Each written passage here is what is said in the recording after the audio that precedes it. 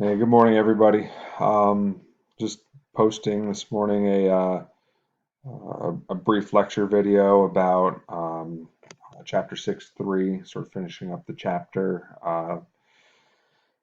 Just like with prior lecture videos, I'm going to try to keep this around 10 minutes or so. It's actually a little bit more content today, so it might go a little bit more than 10 minutes. And then I'm going to post a short quiz along with the notes in this to go along with this. Obviously, use the notes and use the video to try to get 100 on the quiz. Um, you'll notice that I am going to finish up the notes for this chapter in this video. That doesn't mean that we're getting ready for a test. I do intend to cover, like, complete some more activities, um, dealing with various risk behaviors next week. So, now anyway, chapter 6, as a quick reminder, is entirely about the characteristics and challenges adolescents are dealing with in our society. 6.1 deals with what adolescence is, the basic characteristics of, like, what does it mean to be an adolescent in our society. You'll notice that I skipped chapter 6.2. The primary reason is because it's a stupid section. 6.2 in the textbook gets into a history of teenage dating, and I've never felt the need or necessity to cover a history of dating in the United States. I skipped that section. 6.3 is going to focus in on the title is called Challenges of Adolescence. I could call it Risk Behaviors in Adolescence.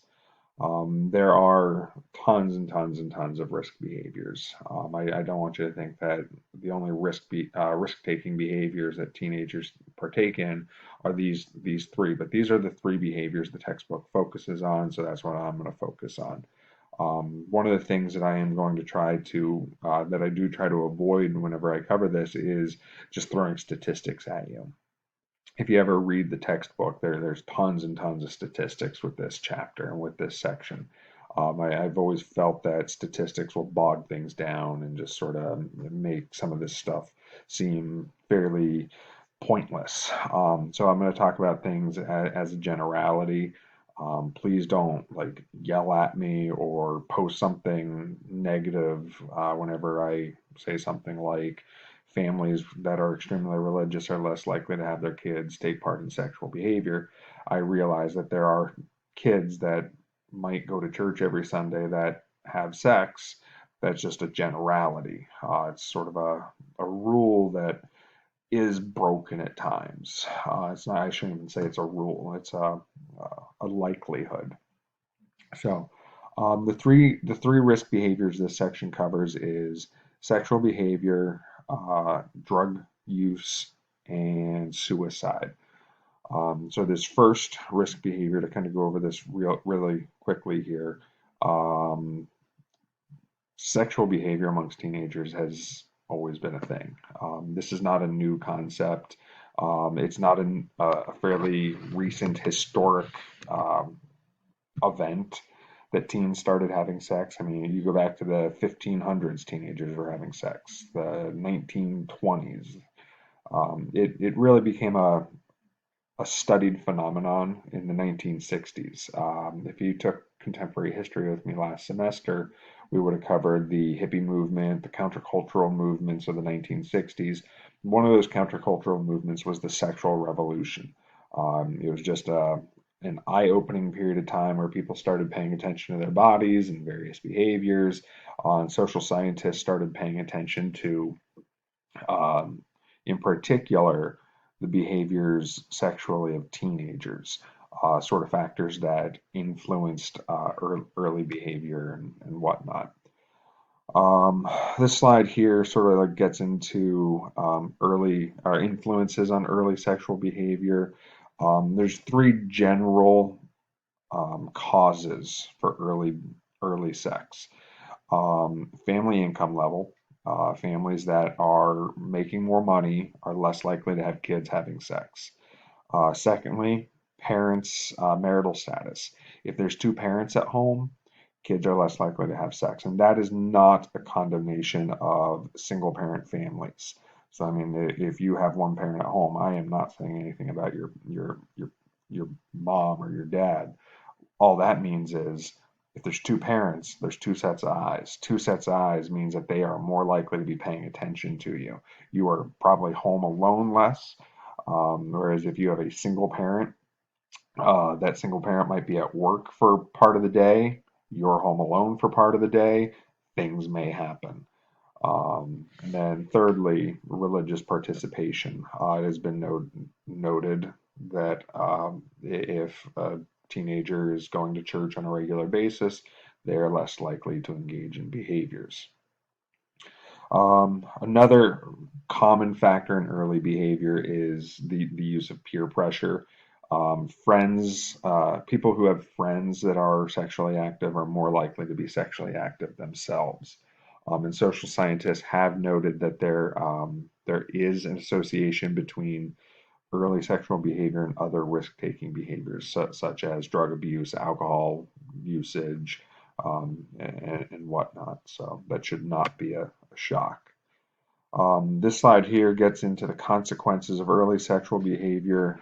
None of this is earth-shattering. I don't think any of this should sound as if these are controversial statements. First off, babies born to teen mothers are more likely to have lower birth weights and are more likely to die in their first year of life. The main reason is because if you take a 13-year-old girl, her body is just less mature. She is less likely to be able to physically create the milk that is necessary for the baby, and is probably less likely to take care of the baby physically as opposed to a 25-year-old or a 30-year-old woman whose body is just more mature. So this is just a simple factor of biology. Teen mothers and fathers are less likely to graduate high school or college due to the stresses of having to take care of a child. Um, you couple that with lifetime earnings. If a mother or a father doesn't graduate high school or doesn't graduate college, that has an economic impact. They are less likely to be able to gain access to high earning jobs, and over the course of their lifetime are going to make less money than those who don't become parents as teenagers. Um, children of teen parents are more likely to face learning difficulties. Again, this is sort of a connection to the whole education factor. Teen mothers in particular, are more likely to deal with significant emotional distress than older mothers, because quite frankly, they're less likely to have the support system that older mothers have. Postpartum depression is a real problem amongst all mothers. And if you take a 13 or a 14 or a 16-year-old girl who doesn't have the emotional support system that a 25-year-old woman or a 30-year-old woman may have, she might have severe emotional distress thrown on her, which could lead to like serious mental health problems. And then this does create a cyclical problem. Children of teen parents are more likely to become teen parents themselves, and this becomes this cycle that sometimes never ends. The second risk factor, and there's not much in my notes about this because I'm going to explore this topic next week with you, and that is drug use. A simple definition of a drug is any substance that changes mood, behavior, or consciousness. The pretty typical thoughts of what a drug would be like alcohol, marijuana, cocaine, meth, vaping, tobacco. But prescription medications, over-the-counter medications, caffeine, for instance, is a drug. It might not seem like it's a dangerous drug, but caffeine can be, especially in heavy doses, a very dangerous drug. Three basic influences on teen drug use, like what is most likely to cause you to partake in drugs: peer pressure, basic common sense there. Secondly, having social and academic problems is a factor or an influence on your likelihood to use drugs.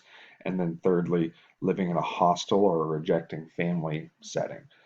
So if you're living in a family with abuse, or you're living in a family with severe hostility or dysfunction, you are more likely to probably engage in drug use.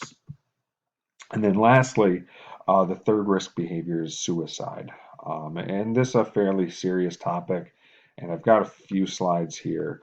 Um, First off, sociologists, they do not feel as if we're ever going to know a true number of suicides or attempted suicides. We don't even know how many suicide attempts are attempted and never reported for whatever reasons. And many deaths might be suicides, but they sort of get covered up for a variety of reasons, and they don't appear to be suicides. Sociologists do tend to try to look at social factors that affect suicide rates. And with teens, drug and alcohol abuse is a major contributing factor in suicide. Beyond that, there is more to it than that. Not all teens that commit suicide or attempt suicide are drug and alcohol abusers. Another major factor is social integration, like the degree of attachment you have to a social group or society. Like basically, do you have friends? Do you have people that you can communicate with? Do you have a social group that you can associate with? And we talked about Emil Durkheim earlier on in the class. He was the guy who did all the research on suicide. He pretty much found that there were two people that are more likely to commit suicide. Those with low levels of attachment. They don't have friends, they don't have a group they're part of, and people that are too attached to society. So maybe somebody who has a group of friends and they become so overly connected to that group that whenever they lose that group, they don't know how to live. And then they decide that they want to kill themselves. So attachment is a good thing, but you don't want to become overly attached to those around you. You have to be able to like live without them. Um, Down here, I'm gonna kind of breeze through this. What causes low levels of attachment? There's tons of stuff on that can cause that. Social change, geographic mobility, whether or not you move, war, natural disaster, sudden economic problems or disasters, sort of like what we're dealing with right now. Basic predictors of teenage suicide. The textbook gets into 7 predictors, 7 things that can lead us to assume. I don't want to say it, assume is not a good word. Can lead us to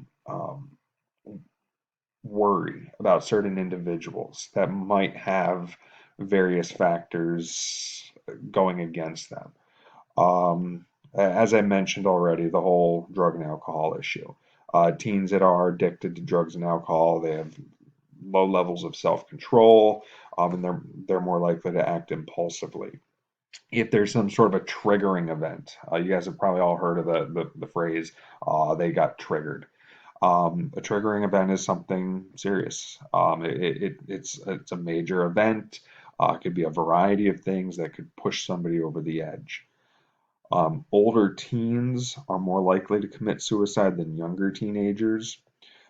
Female girls are 3 times more likely to attempt suicide, but males, young men, are more likely to actually commit suicide.